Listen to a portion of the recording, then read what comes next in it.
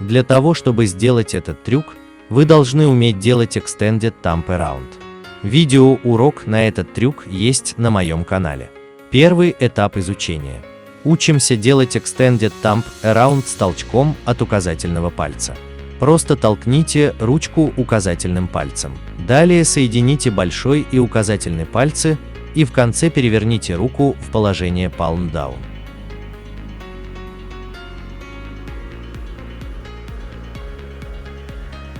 Второй этап. Делаем разворот рукой после выполнения трюка. Когда вы сделали трюк и ручка попала в слот 1-2, разверните руку в положение Palm Side.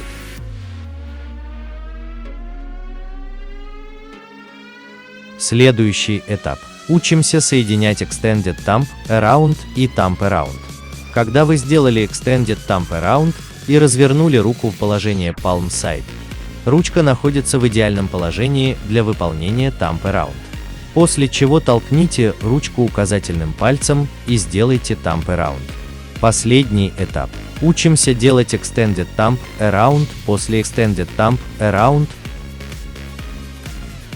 Для этого сделайте все то же самое, что и в прошлом этапе, но вместо обычного Thumb Around сделайте Extended Thumb Around.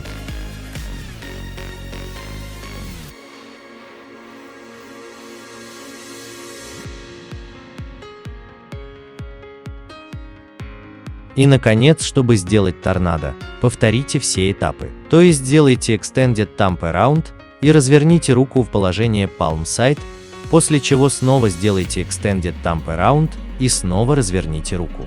И так далее. Когда хорошо натренируете этот трюк, вы сможете делать его до бесконечности. На этом все.